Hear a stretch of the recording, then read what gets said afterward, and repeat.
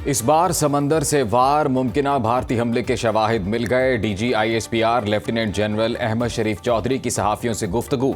कहा, लग रहा है भारत गहरे समंदर के रास्ते कोई फॉल्स फ्लैग ऑपरेशन करेगा, फिर झूठ बोलेगा कि पाकिस्तान के खिलाफ बड़ी कार्रवाई की। भारत ने जमीन, समंदर और फजा में जो कुछ करना है कर ले।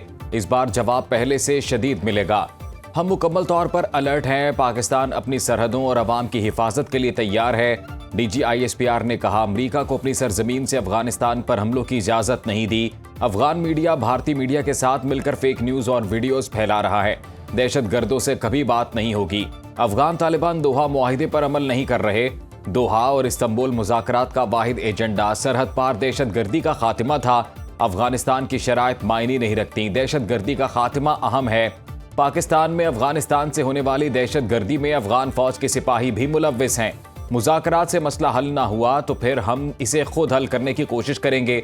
डीजी ISPR ने कहा, गज़ाम फौज में शमूलियत का फैसला हुकूमत और पार्लियामेंट करेगी।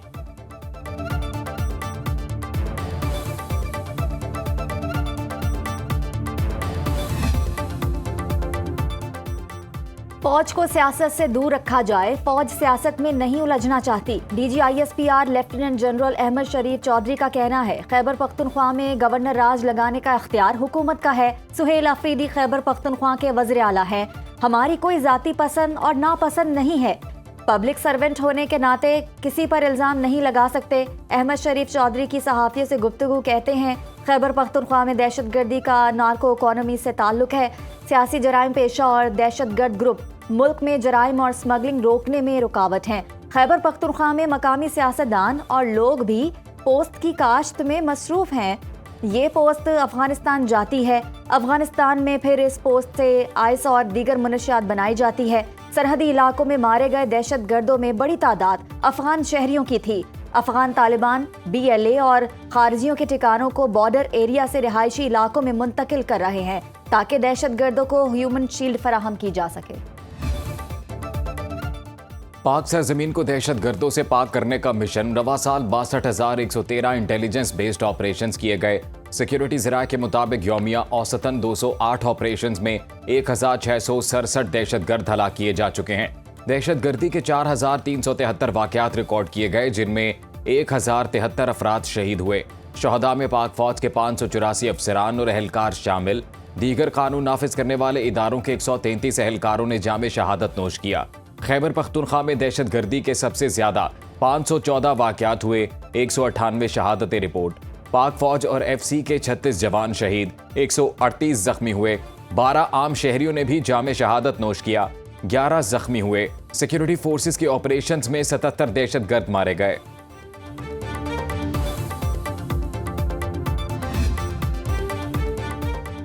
दो 2026 में चीन में बनी पहली आबदोज पाक बहरिया में शामिल हो जाएगी। ये आबदोजें $5 अरब मालियत के 8 हंगूर क्लास आबदोजों के मुआहदे का हिस्सा है। Naval chief admiral Naveed Ashraf का चीनी सरकारी मीडिया को इंटरव्यू। कहा, आबदोजें 2028 तक पाकिस्तान के बेड़े में शामिल होंगी। 4 आबदोजें चीन और बाकी पाकिस्तान में असेंबल होंगी ताकि मकामी तकनीकी सलाहियत बढ़ाई जा सके।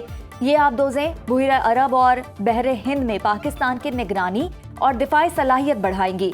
Naval chief admiral Naveed Ashraf ने बताया, मसनूई जहानत, बगैर पायलट निज़ाम और इलेक्ट्रॉनिक वॉरफेयर में चीन से ताउन बढ़ा रहे हैं। चीनी दिफाई साजो सामान काबिल एतमाद और जदीद साबित हुआ।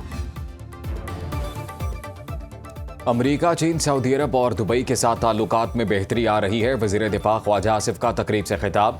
कहते हैं, पाकिस्तान आलमी सतह पर एक काबिल एतमाद शराकतदार के तौर पर उभर रहा है। सऊदी अरब के साथ ताल्लुकात नए दौर में दाखिल हो चुके हैं। सऊदी सरमायाकारी मुख्तलिफ शोबों में बढ़ रही है। कतर और UAE के साथ पाकिस्तान के ताल्लुकात मिसाली करार दिए जा रहे हैं। शराकतदारी बाहमी एतमाद और समझ बूझ पर मबनी है। चीन पाकिस्तान का हर मौसम का दोस्त है।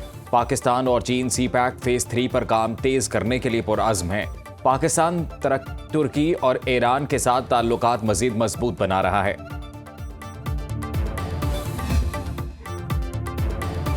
पाकिस्तान की मईशत दुरुस्त समत में गामजन है। आलमी रेटिंग एजेंसीज ने पाकिस्तान के मुआशी इस्तेहकाम का एतराफ़ किया। हमारा हदफ पायदार मुआशी इस्तेहकाम यकीनी बनाना है। विफाकी वज़ीर ख़जाना मोहम्मद औरंगज़ेब की हुकूमती मुआशी टीम के साथ न्यूज़ कॉन्फ्रेंस। कहा, टैक्स निज़ाम, तवानाई और दीगर शोबों में इस्लाहात जारी हैं। पॉलिसी रेट में कमी के मईशत पर मुस्बत असरात मुरतब हुए। मुशीर निजकारी मोहम्मद अली ने कहा, हुकूमत निजकारी के अमल में शफाफियत यकीनी बना रही है। निजकारी के लिए मालियाती माहिरीन की खिदमात हासिल की जा रही हैं। चेयरमैन FBR राशिद लंगड़ियाल ने कहा, एक साल में टैक्स टू GDP 1% बढ़ाया। टैक्स शॉर्टफॉल जरूर है मगर मिनी बजट नहीं लाएंगे।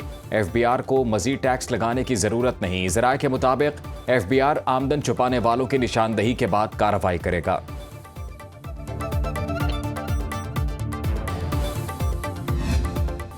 नून लीग ने 27वीं मुजवजा आईनी तरमीम पर पीपल्स पार्टी से हिमायत मांग ली। हुकूमत के 27वीं आईनी तरमीम के लिए इत्तेहादियों से राबते। Chairman Peoples Party Bilawal Bhutto Zardari कहते हैं, वज़ीर आज़म शहबाज शरीफ की क़यादत में नून लीगी वफ़द सदर जरदारी और मुझसे मिला। 27वीं आईनी तरमीम के लिए पीपल्स पार्टी की हिमायत मांगी। मुजवजा तरमीम में आईनी अदालत का क़याम, एग्जीक्यूटिव मैजिस्ट्रेट्स की बहाली और जजों के तबादलों का इख्तियार शामिल। NFC में सूबाई हिस्से के तहफ़्फ़ुज़ का खात्मा और आर्टिकल 243 में तरमीम शामिल। तालीम और आबादी की मनसूबाबंदी के इख्तियारात की वफाक को वापसी की तजवीज़। इलेक्शन कमीशन की तकर्री पर जारी तातुल खत्म करना भी शामिल। पार्टी पॉलिसी के लिए सेंट्रल एग्जीक्यूटिव कमेटी का इजलास 6 नवंबर को तलब। आज़ाद कश्मीर में इन हाउस तब्दीली इल्तवा का शिकार पीपल्स पार्टी हाई कमान ने नए वज़ीर आज़म की नामजदगी नहीं की। मुतबादिल कायदे ऐवान के नाम के बगैर तहरीक अदम एतमाद जमा नहीं हो सकती। सदर जरदारी की वतन वापसी पर तहरीक अदम एतमाद जमा कराने का फैसला होगा। ज़राए के मुताबिक नून लीग का क़बल अज़ वक्त इंतखाबात कराने का मुतालबा ताख़ीर की वजह बना। पीपल्स पार्टी का असम्बली की मुद्दत पूरी करने पर इसरार। अर्ली इलेक्शन से PP को इन हाउस तब्दीली का सियासी फ़ायदा नहीं मिलेगा। आज़ाद हुकूमत का 80% तरक्याती बजट अभी खर्च होना बाकी है। नून लीग का मार्च में इंतखाबात कराने का मुतालबा।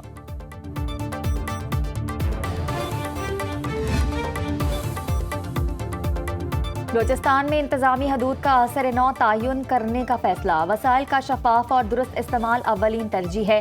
वज़ीर आला सरफराज बुगटी का संजावी में अवामी इज्तिमा से खिताब, कहा, महकमे तालीम में नई भर्तियाँ 100% मेरिट पर की जा रही हैं। तहसील अस्पताल संजावी की मिसाली अपग्रेडेशन की जाएगी। कैडेट कॉलेज ज़ियारत में 2 नए ब्लॉक और 4 बसों की फरहमी का ऐलान। लीवीज को पुलिस में जम करने का फैसला वक्त की जरूरत करार दिया। बलूचिस्तान हुकूमत का 9 उम्र कैदियों के लिए अलहदा जेल बनाने का फैसला।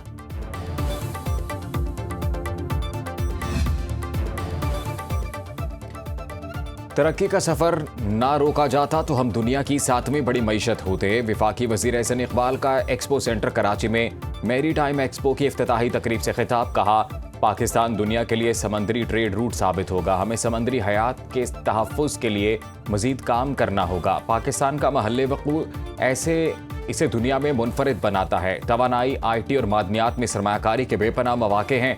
वज़ीर आला सिंध मुराद अली शाह ने कहा, कराची के लिए PIMEC बड़ा मौका है। समंदरी सनत की तरक्की में सिंध और पाकिस्तान को फ़वाइद हासिल होंगे।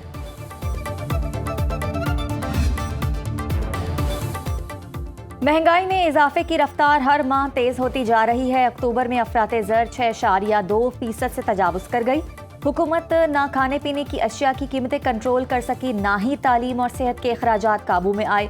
आवाम की तफरी की लागत भी बढ़ गई और साथ ही ट्रांसपोर्ट के किरायों में भी 6.7% इजाफा हुआ। शहरों में महंगाई 7.5 जबकि देहातों में 8.4% पर पहुंच गई। एक साल में चीनी 38% महंगी हो गई। आटा, चावल, पकाने का तेल और घी की कीमतों में होशरुबा इजाफा रिकॉर्ड।